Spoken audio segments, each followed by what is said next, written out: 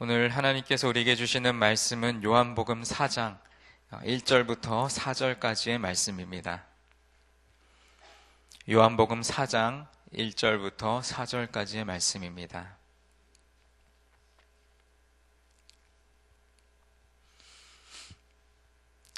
요한복음 4장 1절부터 4절까지의 말씀을 다 함께 봉독하도록 하겠습니다. 예수께서 제자를 삼고 세례를 베푸시는 것이 요한보다 많다 하는 말을 바리새인들이 들은 줄을 주께서 아신지라. 예수께서 친히 세례를 베푸신 것이 아니요 제자들이 베푼 것이라. 유대를 떠나사 다시 갈릴리로 가실새 사마리아를 통과하여야 하겠는지라. 아멘. 요한복음 3장에서 예수님과 세례 요한에 대한 대조 또 그 비교를 우리는 보았고, 예수님께서는 하늘에 속한 이시고 또 위로부터 오신 이라는 것, 그러한 말씀을 우리가 지난 시간에 함께 나누었습니다. 이제 새롭게 시작되는 요한복음 4장은 이제 예수님께서 또 공생의 사역을 계속해서 이어가시는 모습을 담고 있는데, 특별히 오늘 우리가 함께 읽은 요한복음 4장 1절부터 4절까지의 말씀을 보시면 오늘 3절과 4절 말씀에 예수님께서 지나가셨던 그 지명에 대해서 세 가지 지명이 등장합니다. 유대, 그리고 갈릴리, 그리고 그 유대에서 갈릴리로 가는 길목에서 사마리아를 지나셨던 모습을 이제 말씀에서 보게 됩니다.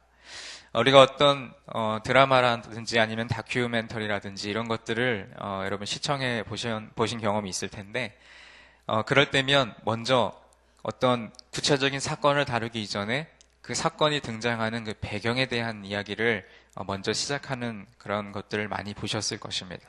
마찬가지로 오늘 우리가 이 새벽에 읽은 요한복음 4장 1절부터 4절까지의 말씀은 이제 4장에서 다루게 될 아주 중요한 사건에 대해서, 그 사건이 일어나게 될 그 지명에 대해서 그 배경을 소개하고 있는 모습을 볼 수가 있습니다.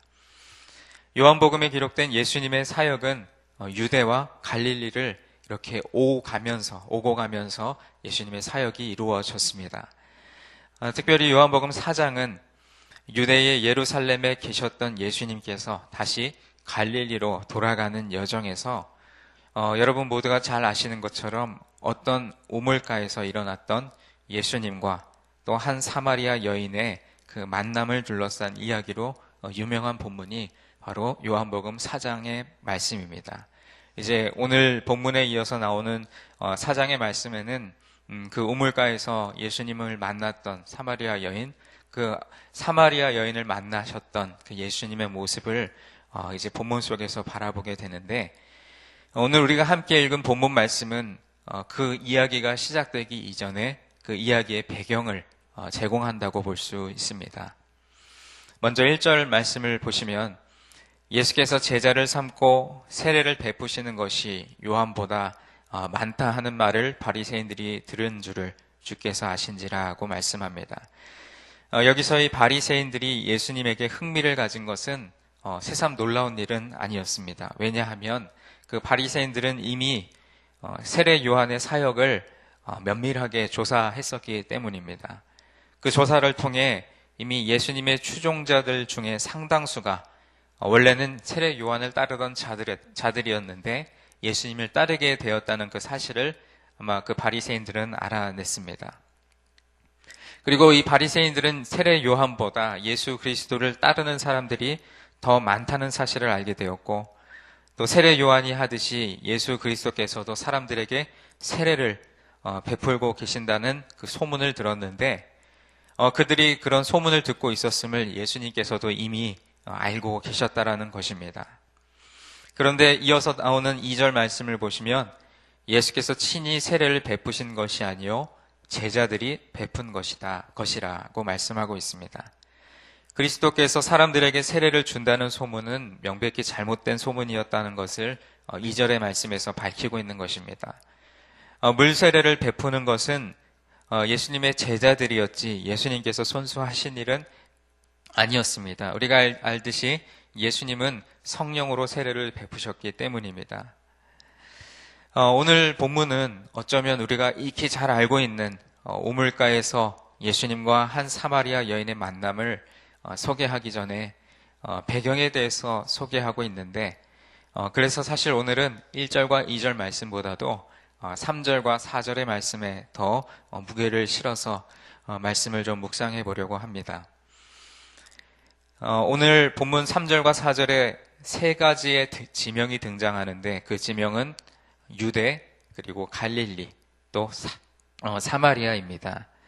3절의 말씀을 먼저 보시면 유대를 떠나서 다시 갈릴리로 가시니라 라고 말씀을 합니다.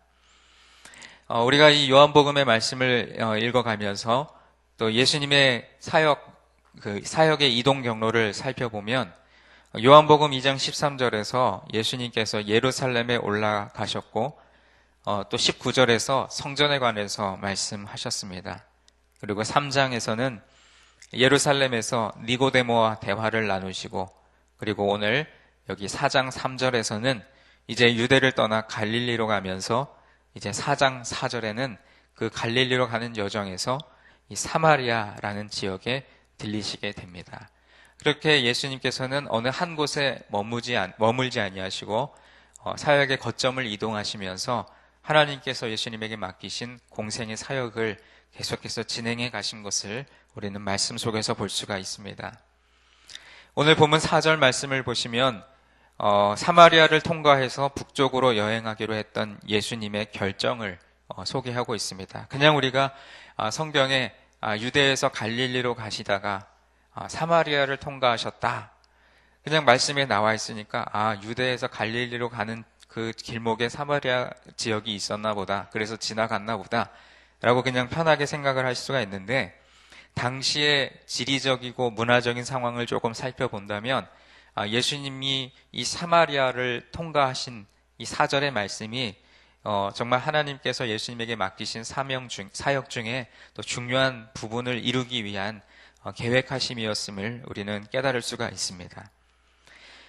예수님은 문화적으로 다른 사람들, 그리고 또 성과 또 도덕적 지위를 구분하는 엄격한 문화적 경계선을 넘으심으로써 성령 안에서 새롭고 또 궁극적인 연합을 강조하십니다.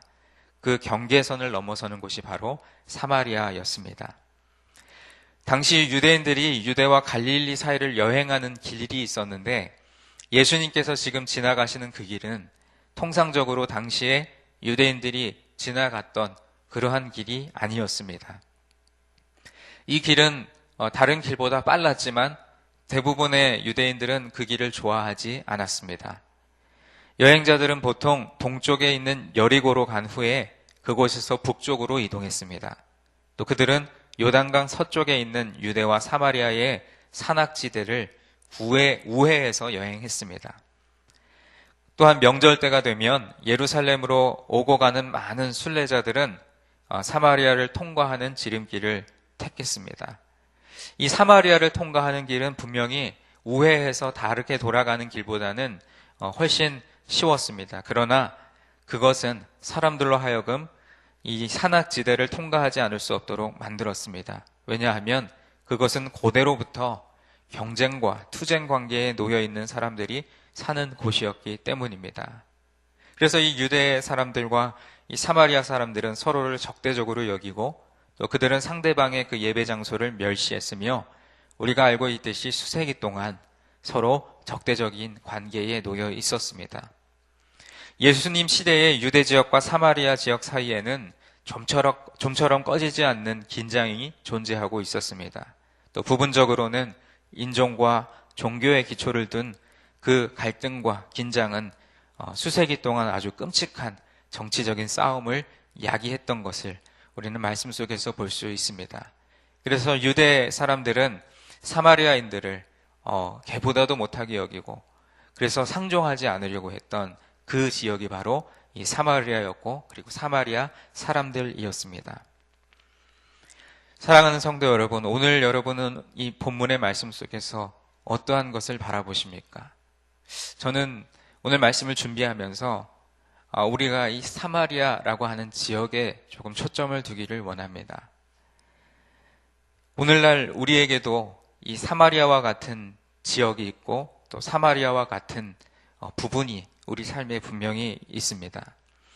예루살렘 북쪽 몇 마일 떨어진 곳에 있는 언덕들의 그 지리적인 그 위치에 대해서 말하는 것이 아니라 이제 이 말씀 속에 나오는 사마리아를 우리 삶에 비유적으로 한번 생각해 보기를 원합니다. 우리에게 사마리아는 어떤 곳일까요? 그것은 교회와 또 가난한 사람들 사이에 서 있는 거대한 정치적 그리고 문화적 경계선을 대표합니다. 갈등과 긴장과 또 서로 반목하며 서로 적대적인 관계에 놓여 있었던 그 땅을 굳이 지나지 않아도 되었었는데 예수님은 오늘 유대를 떠나 갈릴리로 가시며 그 사마리아를 통과하시기로 결정하셨습니다. 예수님은 그런 경계선을 넘기를 원하셨고 또 우리도 그 예수님의 모습을 닮아 우리 삶에 있는 사마리아와 같은 지역, 그 사마리아와 같은 부분을 통과하기 원하는 그리고 그 통과하려는 그러한 신앙의 모습이 우리에게 있어야 할 줄로 믿습니다. 사람은 누구나 익숙하고 편하고 또 나를 호의적으로 여기는 곳을 사랑하게 되고 또 그곳을 바라보게 되는 것이 우리의 모습입니다.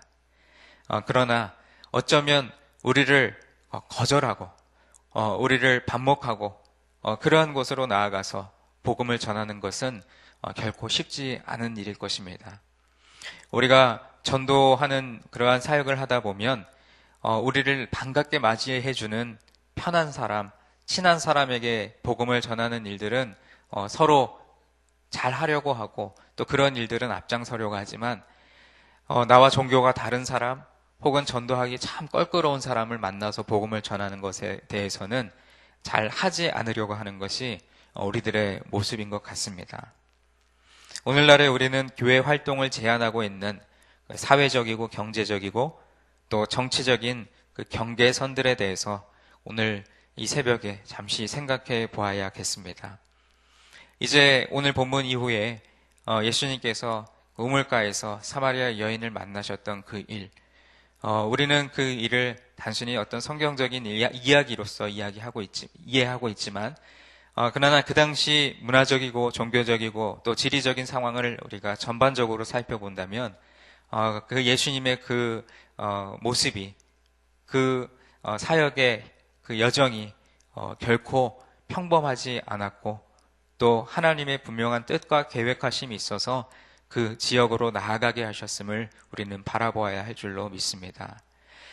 예수님께서 지상에서의 사역을 마무리하시고 승천하시기 전에 우리에게 주신 지상의 대위임이 있습니다. 사도행전에 나오는 말씀처럼 예루살렘과 온 유대와 사마리아와 땅끝까지 내 증인이 되리라 라고 말씀하신 그 말씀을 기억해 볼 때 여러분 그냥 우리가 말씀을 늘 듣고 외웠기 때문에 그렇지 예루살렘과 온 유대와 사마리아 땅끝까지 전해야지 라고 생각을 하게 되겠지만 왜 굳이 사마리아가 거기에 등장했을까요? 그만큼 사마리아는 우리가 쉽게 갈 수 없는 어떤 경계선에 위치한 곳이고 그래서 더 우리가 복음을 들고 그 땅 가운데 나아가야 하기 때문이 아닐까 하는 생각을 해봅니다. 여러분의 삶의 사마리아는 어디이십니까? 여러분이 발걸음을 옮기길 주저하는 곳, 그리고 많은 사람들이 가지 않으려고 하는 곳, 특별히 영혼의 구원을 위해서 힘쓰는 일에 있어서 모두가 꺼려하는 그곳, 바라보지 않으려고 하는 그곳을 향해서 우리의 마음과 또 우리의 발걸음이 향하기를 원합니다. 그래서 하나님 아버지의 마음이 머무시고 또 하나님 아버지의 시선이 머무는 그곳에 나의 시선이 머물고 나의 발걸음이 향하기를 원합니다. 라고 하는 믿음의 고백이 오늘 이 새벽에 저와 여러분에게 있기를 원합니다. 말씀을 의지하여 기도할 때 하나님 혹시 제 삶에 이 사마리아와 같은 곳, 사마리아와 같은 부분이 있지는 않습니까? 그곳을 향하여서 담대한 마음으로 나아가기를 원합니다. 저를 사용하여 주시고 복음을 들고 영혼 구원을 위해서 힘쓰는 우리 모두가 되게 하여 주시옵소서. 그렇게 기도하며 나아가는 오늘 이 새벽 시간이 되기를 간절히 소망합니다. 기도하겠습니다. 하나님 아버지, 오늘 요한복음 4장 1절로 4절의 말씀을 통하여서 예수님께서 이제 유대를 떠나 갈릴리로 가실새 사마리아를 통과하여 가시기로 결심하신 모습, 어쩌면 이제까지 우리는 그것을 당연하게 여겼는데 예수님께서 그 사마리아를 통과하시기로 결심하신 그것이 이제 앞으로 더 복음이 전해질 그 땅에 하나님께서 행하실 일들을 예비하기 위함이었음을 또 다시금 깨닫게 하심을 감사드립니다. 우리의 삶 속에도 이 사마리아와 같은 지역, 이 사마리아와 같은 시간과 또 장소가 있는 줄로 압니다. 하나님, 그곳을 향하여 나아가서 예수님께서 우리에게 주신 지상의 큰 위임령, 그 명령을 우리가 기억해 볼 때에 예루살렘의 복음을 전할 뿐만 아니라 또한 온 유대에 전할 뿐만 아니라 사마리아 지역과 땅끝까지 이르러 주님의 증인이 되리라고 말씀하신 그 말씀을 기억해 볼 때에 오늘 이 시대를 살아가는 우리에게도 하나님께서 허락해 주신 사마리아가 있는 줄로 압니다.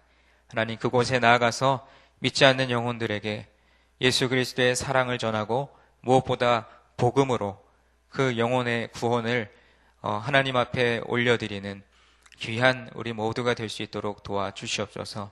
오늘도 말씀을 의지하여 이 새벽에 주님 전에 나와 기도하며 하나님의 뜻을 구하는 우리 모두에게 하나님의 음성을 듣게 하여 주시옵시고 또 우리를 통하여 하나님의 귀한 일들을 이루어 주시고 오늘 이 하루 시작되는 모든 여정들 걸음걸음마다 하나님께서 동행하여 주시옵소서. 우리와 함께 하시며 또 우리의 기도를 들으시는 주님께 감사드리며 예수님의 이름으로 기도드립니다. 아멘. 오늘은 말씀삼 공동체에 대한 공동 기도문을 저와 여러분이 교독하며 기도하겠습니다. 말씀과 삶이 어우러져야 참된 부흥이 일어나는 것을 믿습니다. 우리의 허물과 연약함을 겸허하게 고백하며 말씀을 사모합니다. 진리의 말씀, 성경에 약속된 하나님의 부흥을 기다립니다.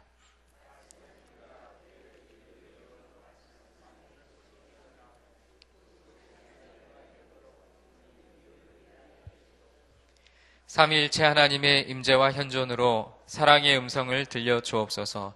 주님, 우리 공동체의 비전을 굳센 믿음으로 거듭하여 선포합니다. 하나님 말씀의 거룩한 리더십으로 그리스도인의 삶과 세계를 변화시킨다. 아멘. 주기도문 하시겠습니다. 하늘에 계신 우리 아버지, 아버지의 이름을 거룩하게 하시며 아버지의 나라가 오게 하시며 아버지의 뜻이 하늘에서와 같이 땅에서도 이루어지게 하소서. 오늘 우리에게 일용할 양식을 주시고 우리가 우리에게 잘못한 사람을 용서하여 준 것 같이 우리 죄를 용서하여 주시고 우리를 시험에 빠지지 않게 하시고 악에서 구하소서. 나라와 권능과 영광이 영원히 아버지의 것입니다. 아멘. 공동의 기도 제목입니다. 지금 들은 말씀이 오늘 하루 우리의 삶으로 이어지게 하옵소서. 교회 안에 작은 교회인 구역을 축복하시고 사랑과 선행으로 돌아보게 하소서. 교구 대신방을 통해 가정과 구역을 축복하시고 목회자들을 강건하게 하소서. 오늘 저녁 금요 심야 기도에 많은 분들이 참석하여 기도하는 가운데 응답받게 하옵소서. 전도 대상자 VIP를 품고 기도할 때 복음 전도의 기회를 얻게 하소서. 우리나라의 갈등과 분쟁이 예수 그리스도의 사랑으로 해결되게 하소서. 그 외에 여러분 각자가 가지고 나오신 기도의 제목 자유롭게 아뢰시다가 삶의 자리로 나아가겠습니다. 기도하겠습니다. 하나님 아버지, 오늘도 우리에게 요한복음의 말씀을 통하여서 하나님 주시는 말씀을 우리 마음에 품게 하여 주심을 감사드립니다. 갈등과 분쟁과 또 반목과 또 여러 가지 시기와 질투와 다툼이 있는 곳에 예수 그리스도의 피 묻은 십자가의 사랑과 복음이 필요한 줄로 압니다. 하나님, 우리에게 예수님의 사랑을 온전히 품고 나아가서 특별히 영혼 구원 받아야 될 그 대상자들, 하나님 그들을 품고 기도할 때 복음 전도의 기회를 얻게 하시고 그들의 마음의 문을 활짝 열어 주시옵소서. 또 오늘 금요일로서 많은 구역들이 구역 모임을 갖는 신의 날입니다. 교회 안에 작은 교회인 구역을 축복하시고 사랑과 선행으로 서로를 돌아보는 믿음의 귀한 공동체가 될 수 있도록 주를 축복하여 주시옵소서. 계속해서 진행되고 있는 교구 대신방을 통해 가정과 구역마다 하나님의 은혜와 축복을 넉넉하게 부어주시옵소서.